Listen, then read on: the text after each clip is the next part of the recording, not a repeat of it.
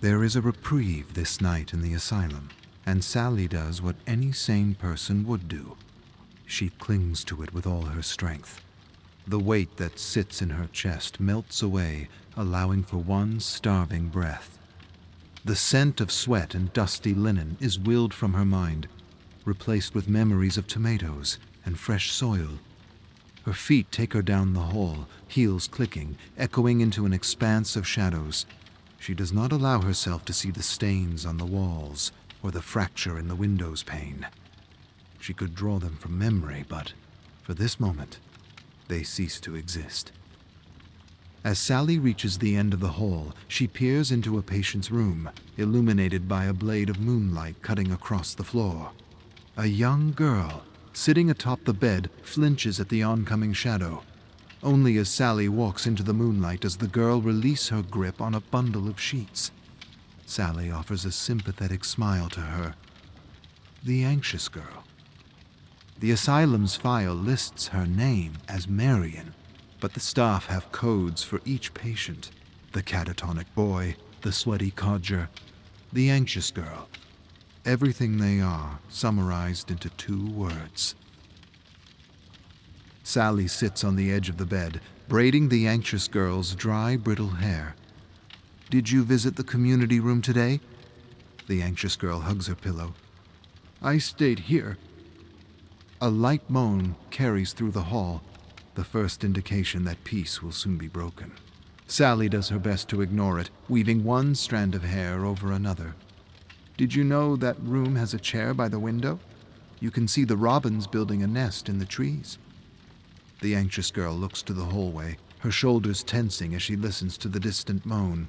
Sally gently rubs the girl's shoulder, wordlessly offering her sympathy. They sit for a short time, until a scream carries through the hallway. Sally marches down the hall to the source of the scream. Patients, each in their own rooms, react, an interlude of cries and shrieks joining in, accompanied by the thumping of a head slamming into a wall. The volume builds louder and more chaotic until finally, as if reaching a crescendo, a patient howls. Sally rushes into a room, moving towards a hideously scarred woman restrained to the bed, whose scream slowly dies into soft, mirthful laughter. "Did you enjoy the song, sweet nurse? I call it Concerto of Lunatics." The asylum is wide awake now, alive, anxious. The scattered shrieks and moans of patients ricocheting through the halls. Sally's chest tightens as she struggles to breathe. Why must you rile them? The broken woman smiles beneath the swathe of bandages over her scarred face. Through 2 small holes, mismatched eyes, blue and orange, sparkle. "Oh, sweet nurse, what are the gestures for, if not a laugh?" Sally knows to step away, knows there is nothing to gain from arguing, yet she cannot restrain herself. They are humans, and, sick as they may be, they deserve sympathy. This is a line Sally has told herself many times over the years, though that is all it has become, a line, a series of carefully rehearsed words pushed through chapped lips. Perhaps this is why the broken woman chuckles as if trading quips with a friend. They deserve sympathy? Most have contributed nothing but pain, and the others have contributed nothing at all. Sally makes no attempt to suppress her disgust as she looks at the broken woman's smile. You would criticize your fellow patients for bringing nothing to this world, yet what have you provided? The broken woman awkwardly sits up on her bed, pulling at her restraints like a restless marionette. I have provided more to this world than 1,000 missionaries.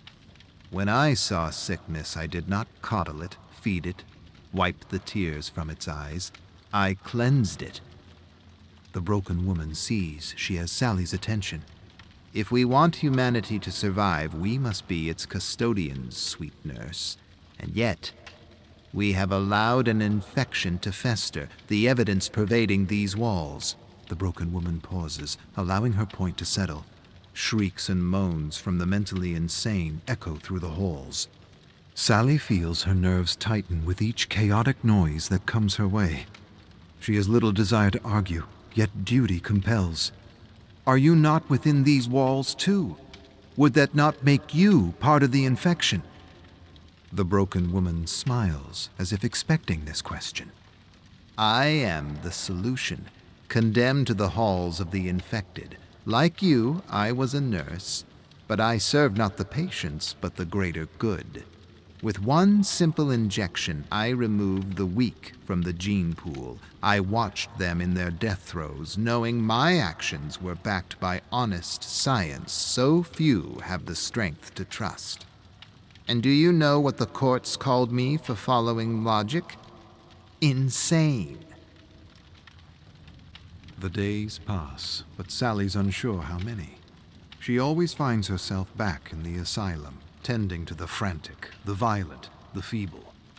Down the hall, the bad man has slipped his restraints again. Like a wolf, he shows no motive but to prowl for the weak, and it appears he's found his prey. He drags the naked body of the rancid son by the ankles. Blood spills from the son's head. Sally does not know if the man is dead. Calling for help, she sprints down the hall with a syringe filled of sedatives. There are no other nurses to come to her aid. Financial restrictions have seen to that. She considers that she is running to her death this time, but there is something involuntary in her movements, as if she has become a spectator.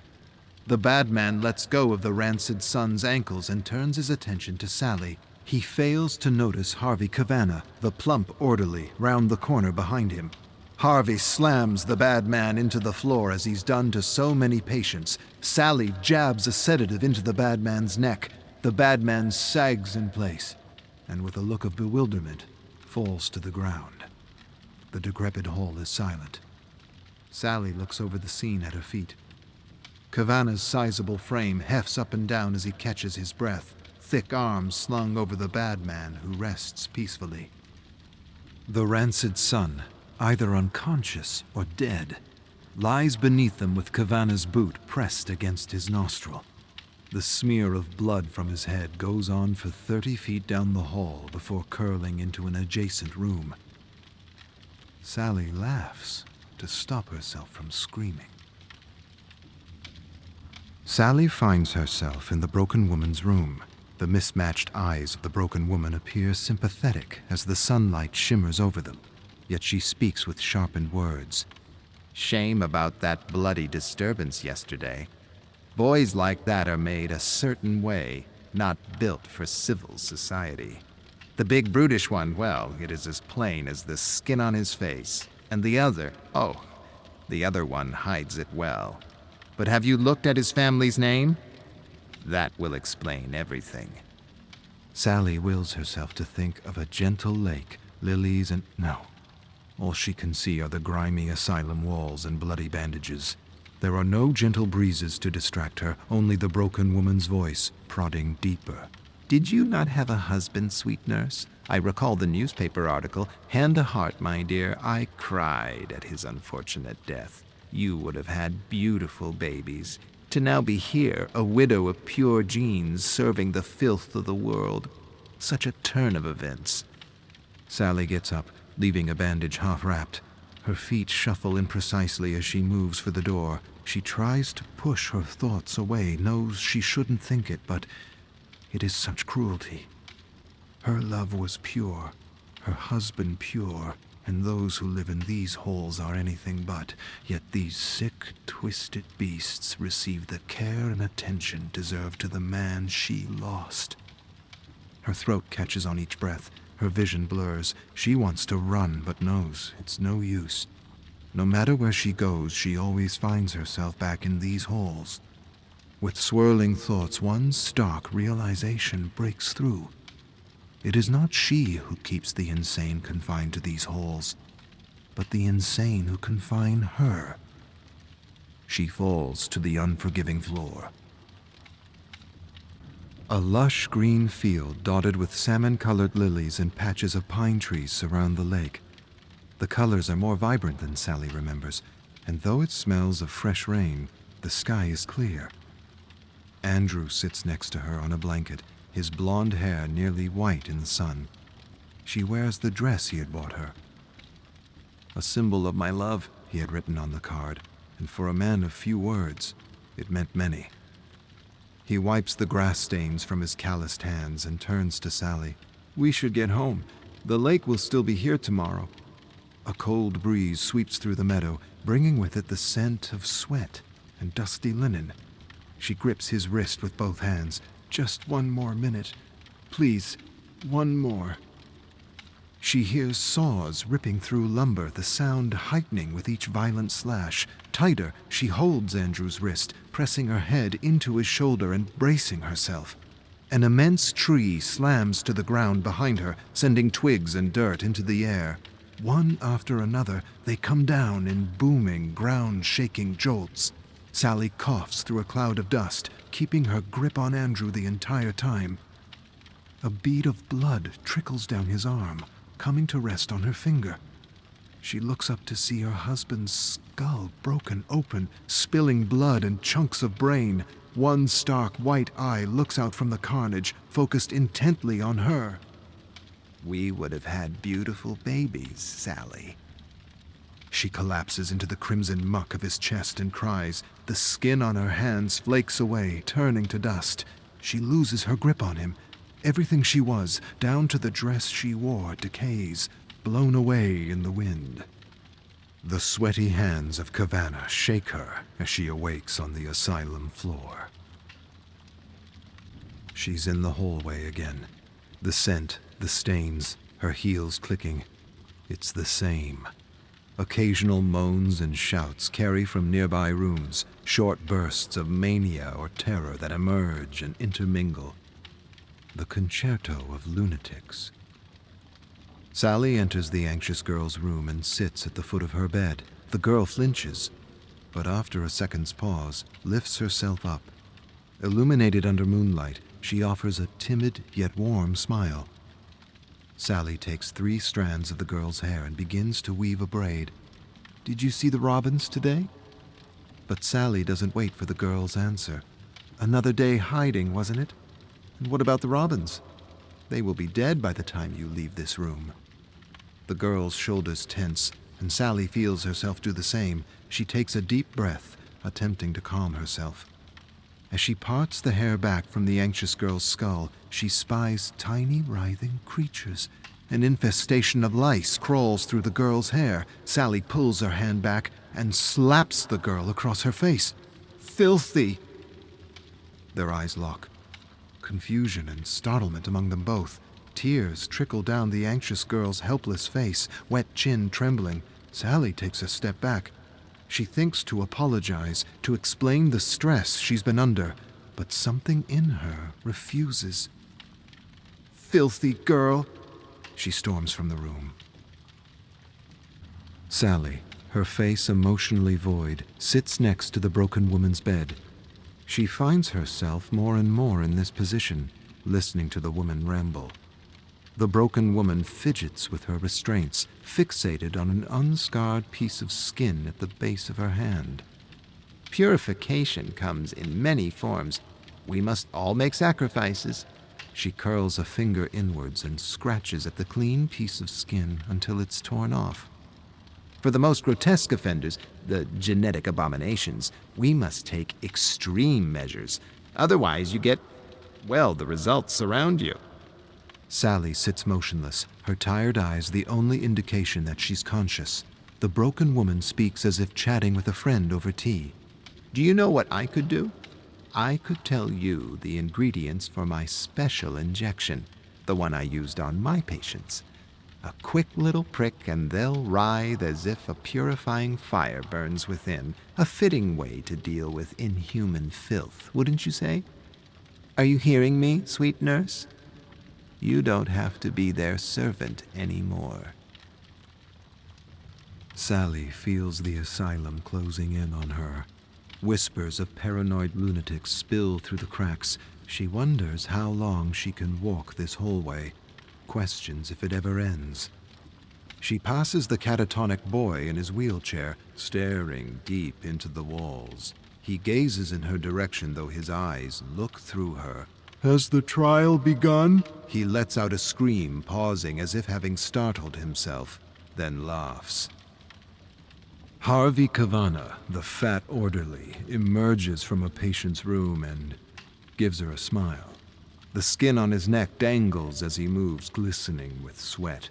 A thick coat of hair covers his arms and curls over the collar of his shirt. His eyes move from Sally's feet upwards, pausing on her chest until he realizes she's watching him. His eyes dart to examine the floor as he nervously licks his mouth. Ahead, the foul girl skips gracefully, enjoying her first day out of restraints in a month. She hums a pleasant tune, tracing her hand over the wall. As Sally approaches, the girl tilts her head forward. She lets out a long, guttural sound, heaving her diaphragm until vomit splashes onto the floor. Content with herself, she smiles and skips on. Sally continues, giving no thought to cleaning the mess. She sees the shoeless imbecile sitting by the broom closet. Thick strands of blood drip from his mouth. With precise rhythm, he slams his jaw into the door frame 6 times, digs at his gums, and pulls out a tooth. He peers at Sally as if she's the strangest thing he's ever seen. Sally looks out at the hallway, stretching on forever. She stops, accepting what she's tried to suppress. The sickness can grow no more. Sally fills the syringe as the broken woman instructed. Thick, dark liquid swirls within, a night sky void of stars. The helpless anxiety that crippled her vanishes under a sea of calm.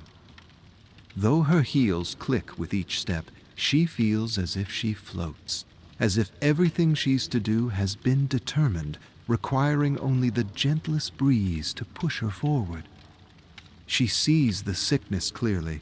It has infected all, but the most hideous is the one who refuses to face it. The dog that doesn't know it's a dog, and so she makes her way to the broken woman's room. Strange how, for all the woman's wisdom, she is blind to her impurities. Though she removes the blemishes from her skin, she fails to judge the mismatched eyes that gaze at her in the mirror. But no amount of carving can remove genetics. Such a case requires extreme measures. Sally grips the syringe and prepares for what's to come. There is such filth that permeates the asylum. If she is to cleanse it all, she had best begin.